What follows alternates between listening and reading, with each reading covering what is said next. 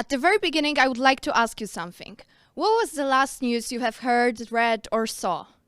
Did you like it? Did you question it? Now, just keep that news on the back of your mind. We'll come back to it later. We live in a world full of disagreement. The society divides itself every day, and the scariest part is that some of us don't even notice. People stopped believing in institutions and in authorities. Once I had a conversation with someone who has different worldviews than I do, and I noticed that we have different information on the same situation that I was sure I know a lot about. How did it happen that we need to check so many sources to justify one piece of information? People don't believe in reality if they don't even know what is real. It's horrifying. The topic I have chosen for my speech is, where does the truth lie?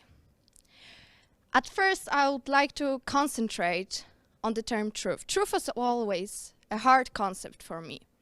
Since I was a little kid, I was always thinking, what is the truth? Or how can we find the purest form of truth? It was hard for me to know what is truth if I don't even know what happened in every nanosecond of the situation. So what is true and what is not? As I grew up, I started to define truth as something that is not fake. And this definition can be problematic because I'm not looking for the truth anymore. I'm looking for fake, and that's terrifying. So what's the difference between looking for truth and looking for fake? If we live in this reality where we don't even know what is real or what is not, it is easier to look for something that is not real instead of looking for something that is real.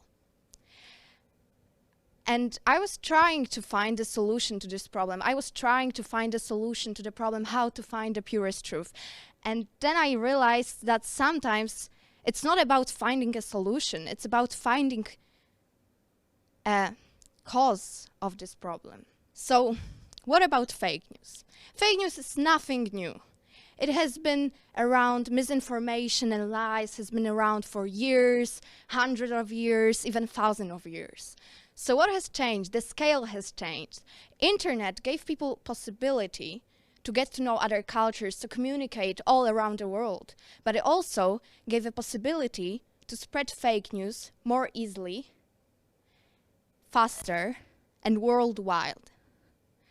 And the problem is not even internet being a great medium to spread fake news, but social media and internet algorithms and advertising that helps fake news spread even faster. These algorithms analyze the data to see what will the particular user like the most, what will he or she click on.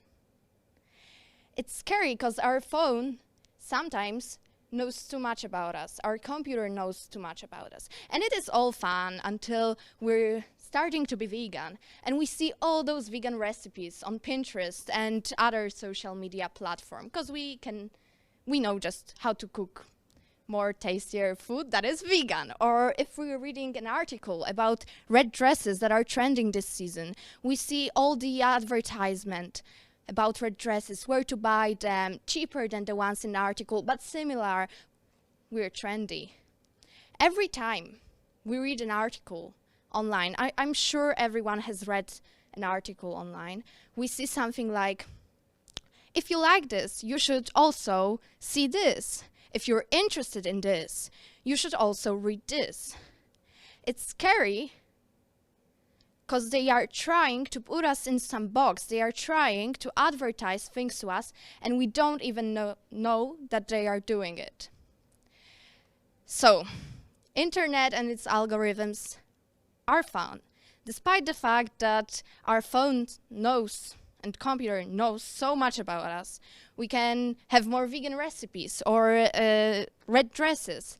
But then you can see that it can change your whole life, your political views. For example, if you're reading an article from a more conservative website, it will show you more articles that you may like because you're interested in, because there's advertising, because there's money from it. It will show you more and more, and then it will put you into a box.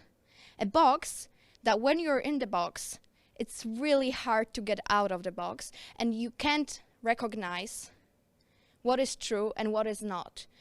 They put you in the box, and then they start to promote social media. You have promotions on social media feed. There will be similar to the ones that you're reading about, that you may like. They will give you some conspiracy theories you may like. But the problem is that at some point, people will stop to know what is true and what is a lie. 34% of North Americans trust social media. 34, it's not a lot. Only 65 trust traditional media.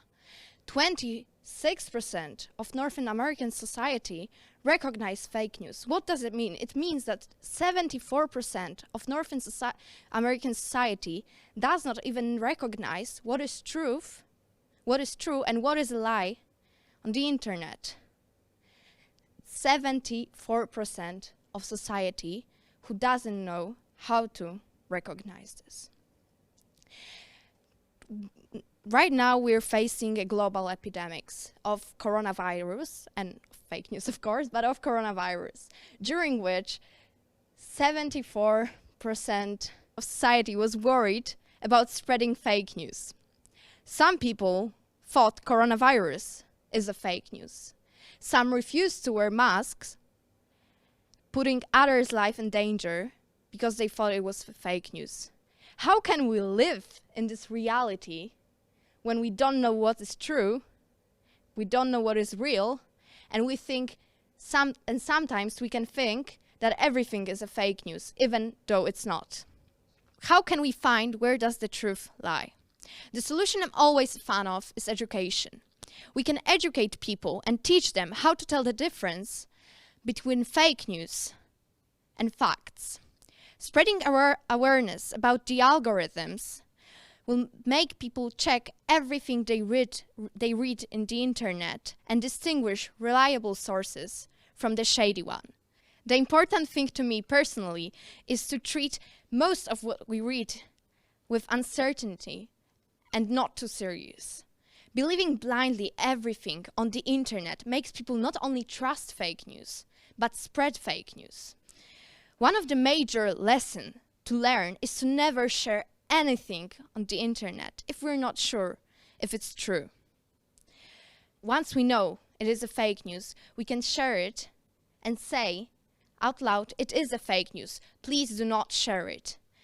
The complete freedom of the internet has led to the loss of trust in reality.